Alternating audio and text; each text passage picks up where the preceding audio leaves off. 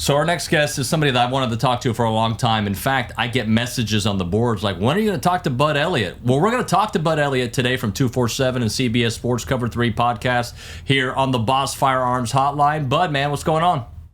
What's going on, man? Just getting ready for college football season, looking over all these preseason notes and kind of figuring out some of our coverage for the year. I'm excited. Yeah, we're super excited too, and I'm excited for football this weekend. How much intrigue or interest do you have in this matchup between Florida State and Georgia Tech? We've got our former quarterback, Haynes King, going at it versus DJ U. Pretty good bit. It's kind of the matchup of the weekend. Week 0 is kind of a nice little appetizer for the regular season kicking off. I thought Haynes King was pretty effective at times last year. I think Tech has a really good offensive coordinator in Buster Faulkner, and they bring back quite a bit on defense of a really bad defense, but maybe they'll be better this year. I think there's certainly that that possibility. Florida State's a very different team this year. That they are, I don't think anywhere near as explosive at receiver as they were at times last year, but I think it's probably the best offensive line they had since 2014. So maybe a decade. All 7 of their top offensive linemen are 23 years of age or older, and they're finally healthy, whereas last year they were pretty banged up. And then defensively, I was a little surprised, but I knew they were good up front. I've seen them. Pete Thamel said they're the best defensive line in the country, period, with A&M kind of the only one in the conversation, and he expects all 4 of their defensive linemen to be drafted in the top 100 next year. So if they play like that, they will win in Ireland, right? And the corner combo is, I think, very good. Probably the only 2 I would take over in the country as far as 1-2 would be Vatek and Ohio State. So there's some pieces there, but it's going to be a much more defense, run game, physicality type team this year than it was last year. But I do want to move to the SEC and A&M specifically here in a moment. But for the ACC, are you one that buys Florida State winning it? Is it a Clemson year, even though Dabo's kind of taken his time with evolving with the game, if you will, or potentially Miami, who's added all these guys, and we're still waiting for Miami to reach that potential? David, I really have all 3 of them about even. I don't want that to sound like a cop-out answer, but I think Miami probably has the highest ceiling if it all really comes together in the right way, but also that kind of counts on Mario Cristobal coaching well. And to me, when I do my power ratings, I start with talent and then I make some coaching-related adjustments. And I'm sure you can guess which direction that coaching-related adjustment for Miami typically comes in. So they certainly could win it. Clemson could. NC State, Vatek, and Louisville could win it if everything clicks because they have the path to get there, especially Vatek. They could be a surprise, team to make the playoff if they run 11-1, lose the conference title game type thing, or maybe win it. So I think it's kind of wide open. When you mention teams that may be losing some points for coaching, I was wondering if you're talking about the previous staff that was here at Texas A&M, because there's always been talent. I saw you took the over on the 8.5 in Vegas for A&M. Tell us a little bit about your thoughts there. Yeah, I like how the schedule falls for the most part for A&M. I feel like where they get the games and when they get the games is generally favorable to the type of team that I'm projecting for the Aggies this year. It's kind of like the conversation we just had about FSU, right? If they're going to be good, it's because the defensive line needs people alive. They scrounge together enough points on offense. They punt well, they kick well, they play sort of smart football, execute in the red zone. I like a lot of where the games fall for them. I kind of like how they match up against Missouri. Missouri's got a lot of turnover on their offensive line, and I think A&M could probably score a little bit against that defense. The thing I liked better actually than the over 8.5, there were some plus 350 and plus 325 out there to make the playoff. And I was like, well, looking at this, I think it's more like a 250 shot. So I thought there was some surplus value there. So I ate some of that up. And I like this A&M team. And like you mentioned, for a long time, A&M fans did not want to have me on the air. And then, it seems like now we kind of agree on the last hire. It's interesting with Jimbo. I thought initially he got a little flack. I'm talking about the 21 season after 20. Because his quarterback was injured. And the last 3 years, you could say that. But it did become apparent he wasn't evolving with the game. Did you see that early on, even after the 20 season? Yeah, I mean, I had my doubts. Like I remember talking to Billy, but in 20, whatever year that was, 2017, I think it was, pretty early in the season. Like we had vibes that something was up in Tallahassee. And I was like, man, he's not the same guy that he was as a coach in like 2010 to 2014. Like it's very different in Tallahassee now. And, guy is like really, really stubborn. We knew he had some guys on his coaching staff in Tallahassee at the time who were not Florida State quality. They just weren't. And we were proven right almost immediately because he didn't take any of those guys with him to A&M. I was like, dude, if those guys are actually good and you're stubbornly saying, I don't need to make any changes here, take them with you, right? Or like, what are you doing? And he took 0, right? I think, or maybe 1. I'm trying to remember if Coley was on the staff or not at the time. So yeah, I think he's a really, really smart guy, but like also managing people and communicating with people is an important skill set as well. I think no doubt about it. Coach. Sorry, I didn't mean to cut you off. There's a little bit of a delay. The job that Elko did last year with that staff, when Leonard was down and their backup was down, and they had to get like the third stringer ready to play in that Wake game and a couple of those games. Like I really was impressed. I mean, third string true freshman kid, he got them ready. They moved the ball. Elko just kind of finds ways to win and doesn't make excuses. I like the guy a lot as a coach. Well, and I'll add to that the staff overall, right? Like you can have your opinions on Jimbo's previous staff. I'm really bullish on this staff that Coach Elko's put together. We know he's a great head man, but he's put on some other guys around him to really make this, I think, offense pop with Colin Klein. Defensively, Jay Bateman's an extension of Coach Elko. Tommy Moffitt, strength and conditioning. A lot of others as well. And I think Bateman is an underrated hire here. In looking at this, people want to say like, hey, he was benefited at Army because of the tempo that Army plays with. And sure, on the surface numbers, I agree with that. But even if you adjust for tempo, like Army played well above its talent score for me. And then I don't think that anybody's going to have success running a defense at North Carolina because of the lack of physicality at North Carolina. I think it's kind of a soft program. And also the tempo they run with is real difficult. So I really don't bang Bateman for that. I think Bateman's a pretty bright guy. And I like that hire a lot. I think the staff that Elko has put together is really pretty good. If I have a question, honestly, it's the receiver coach choice was interesting to me. I thought Bama's receiver development over the past 3 or 4 years has been horrid. And I'm like, that maybe he knows something there that I don't know. But like that's the one that kind of stood out like, kind of funny. But the rest of the staff I love.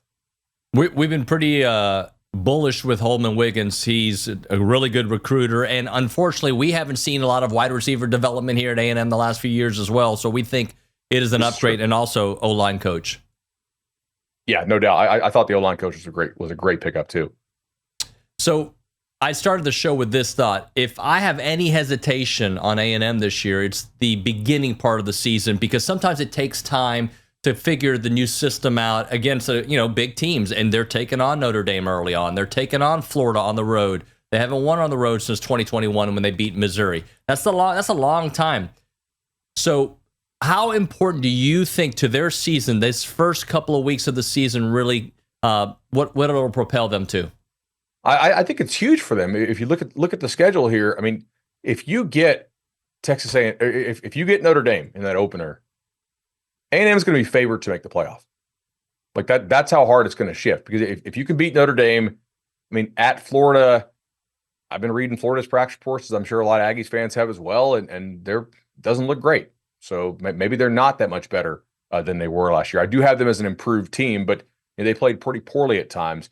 I like McNeese. I mean, I picked Bowling Green to win the MAC this year, mainly because I think the rest of the MAC has kind of cut. Like, I don't know that Bowling Green's amazing. I just think Toledo and Miami, Ohio have regressed a little bit from where they were last year. But that's still a team that you should pretty easily handle.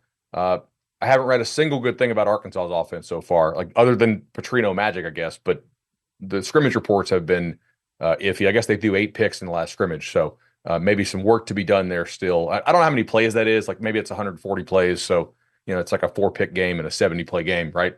And then getting Missouri at home, like I talked about, going at Mississippi State off a bye. So you get the bye to work on that interesting offense they're going to run. And we'll see how much defensive depth Mississippi State has. getting off to a fast start is really important. I agree with you. Talking about Elliott here on TexAgs Radio, presented by David Gardner's Jewelers, Rollo Insurance Studio. It is the Boss Firearms Hotline. So let's look at these opening week games beyond 0 week. Let's talk about the Miami-Florida game. When you see that game, like we talked about A&M, what it's going to mean for the rest of their season. Same with both of these programs. So I think Miami is the better team, but playing in the swamp is really hard. Like it is. Like the fans will pack that thing out. It'll be sold out. There's renewed hope for year 3 of Billy Napier. They return a lot of production on both sides of the ball. I just don't know how much better Florida is. I think Miami is potentially a lot better. And who has the coaching edge in this game?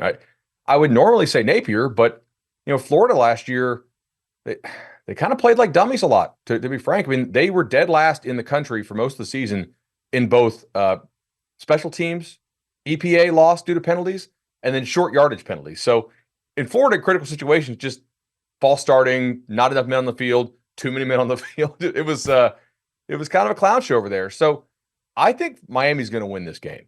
I trust their quarterback, Cam Ward, more than I trust Graham Mertz. I don't know that Florida's weapons are all that amazing. They took a lot of transfers in the offensive line room. I will tell you that Florida State is really happy with Richie Leonard, who they got from Florida. So, the line from a lot of Florida fans has been they upgraded. I'll believe that when I see it, because I think FSU thinks that Leonard has a chance to be a draftable player. So if they upgraded over a draftable guy, good for them. I don't know if that squares with some of the practice reports that I've been reading so far. Miami, like even people who typically are conservative on Miami predictions, like guys that last year were more in that like 8-4 or 7-5 range, they're like all in 11-1. So the stuff they're hearing, I think, sounds pretty real. But I believe in LSU versus USC because I just don't believe in Lincoln Riley. That being said, LSU has struggled to start off seasons the last couple of years. How do you see those someone kind of playing out? Yeah, if I'm an LSU fan, I'm kind of like, what are we doing in this transfer portal market this offseason? I said this on Twitter and I got some blowback for it, but I don't really care. Like, you got 4 linemen on offense who are probably going to be drafted. You think Nussmeier is sneakily like one of the best quarterbacks in the SEC, and I do. I've been betting him 60-1, 55-1 to go first overall because I don't really trust some of these early mock drafts. You think you got pretty good receivers to replace the 2 first-rounders you lost. Why the hell are you not all in to get an extra defensive tackle in the portal? Like, why are you not going out to get another corner? Like, to me, that's a miss by LSU. I think their high school recruiting is great. I think their portal stuff is bad, honestly, relative to how good they are at the high school talent acquisition stuff. So I think LSU's offense will score. I think they'll be a little more physical. I think they can probably push USC around. I mean, it's Blake Baker. He's a good coach. They didn't add much in the portal. They lost 3 linemen to the NFL draft, I believe. So I don't know, man. I'm a little skeptical that this defense is going to be just magically fixed because of a coaching change. You mentioned Nuss there. We didn't really get to talk about Connor Wigman. Just your thoughts on Connor. When we've seen him play in those 8 games, he's been brilliant. What do you think? How does that look long term over a season? Yeah, I think his ceiling's really high. I'd like to see. I mean, he's got to stay healthy, obviously, right? I'm curious is A&M going to run him? Because Klein, ran the ball with the quarterback a lot, both as a player and as a play caller. So, how much different does this A&M offense look? Because he doesn't look to me like a guy who's going to be a great rusher of the football. So they're going to have to probably call it a little bit differently. I heard in spring he was kind of toughing through some stuff. I don't know if that squares with what you guys had heard. Yeah. But they were happy that he got out there, but he didn't look very good. So, is he better this fall? I really haven't read a whole lot that he's like killing it, but I don't know that he's had a bad fall. I'll be watching an opening game pretty closely, but he's got some talent. I think he looks great this fall from the few practices I've been to. Billy's coming back, and he's been to several of their scrimmages. He looks like the old Connor Wigman, at least from a mobility standpoint, and we know he's got a little bit of the stature, the swagger in the pocket. So I think he's going to look like the Connor we've seen before. We got to obviously see it in a game time. Nice, man. I'm excited about that then. I want to ask you about something Feinbaum said the other day. He said that the Alabama dynasty had ended during the Saban run, not after. What do you think about that? Because I think he had his best coaching year last year, and I know I'm not the only one who thinks that. That's interesting. I guess all great coaches eventually see their runs end either because of like some, like a rule change in the sport that they were previously exploiting and they could no longer do so, or maybe various factors, right? But one of the ways that oftentimes these like legendary coaching runs run out is you just kind of your connections dry up as far as bringing in assistant coaches. I think it's pretty clear that they have a better staff now than they did last year overall. Now, granted, like losing Nick Saban is a pretty big thing to lose, but the rest of the staff I don't think was all that great personally. And you saw it in Tallahassee with Bobby Bowden. Eventually, like your tree is going to kind of run out because you haven't personally worked with these guys at other stops, and maybe you're like some of the new guys you're bringing in haven't worked with guys elsewhere, and at that point you're really relying hard on your agent to suggest guys to you, and sometimes those hit and sometimes they don't. But I think your hit rate is higher on guys that you've worked with before, so you actually know. And Nick sustained for so long bringing in guys with whom he really had no connection, which is mighty impressive. But eventually, I think it kind of ran out. I think he had some guys on his staff who probably weren't the quality that he had on his staff maybe a decade ago. But I mean, the way they got Bama last year to the SEC title and winning it was super impressive. So I do agree. Like they adapted during the season, and would it have sustained? Like probably not. The NIL stuff, I don't think Bama embraced that as early on as some other schools did. And I mean, clearly, like Kirby's doing his thing at Georgia, so eventually it runs out. So I'm conflicted when I talk about Texas for obvious reasons, but also because of their recent history. Not last year, which obviously Sark was able to hit it, but they have. In his 3 years here, his numbers are similar to what Jimbo did in his first 3 seasons at A&M. So when you talk about Texas and the issues in the backfield, but I think a very manageable SEC schedule, I'm curious what Michigan's going to look like there in week 2. When you look at Texas, how high are you on them? Yeah, I to me, there's like a top 2 in the sport right now, and then everybody is pretty consensus Oregon, Texas in some order for 3-4, which from like a number ranking standpoint, sure, I get that. But I think that like 3 and 4 is also really close to like 12, 13, 14. Personally, I think there's a lot of clustering, at least in my model, and it'll start to separate as the season goes on. But in the preseason, I'm not super confident that Texas is 3 with a bullet. They could be 9. Who knows? I'm a little concerned about their red zone offense. They were poor in the red zone last year relative to all of their other metrics. And think about who they lost at receiver. Think about who they lost at tight end. Like they got a lot smaller now. I mean, Bolden is 5'8", Bond is like 5'11", Golden is 6 flat. Nyblack from Bama is smaller than the tight end they lost, whose name I'm forgetting now, to the draft. And then you lose your bigger back, right? In CJ, who he's from Orlando. I've seen him play a bunch. Like, are they better in the red zone? Because they've been like the narrative all off season is they're going to be better in the red zone.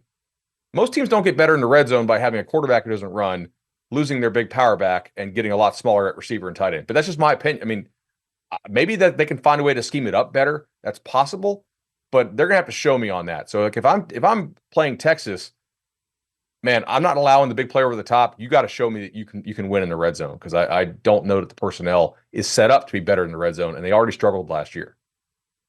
But how hard is it to evaluate Michigan considering what we know? Obviously, the offense is going to look different. Donovan Edwards is back. The defense should still be just as salty. New regime, but similar faces. Yeah, I think it's pretty simple in most of their games. And the analysis is you can't block them.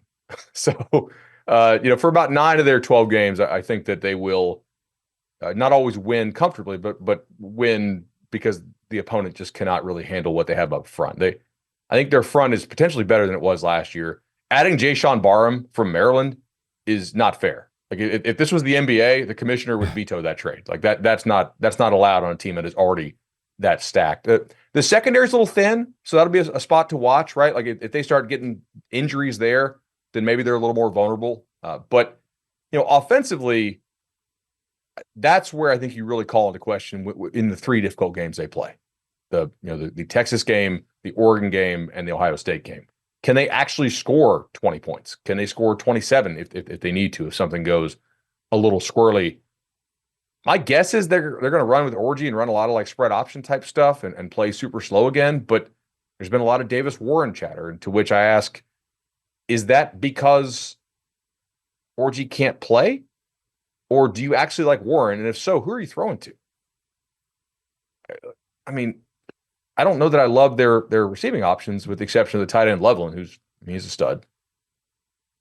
Bud, man, big fan of your work. Thanks for making time, and let's do it again, okay? Enjoyed it. See you guys. Appreciate you.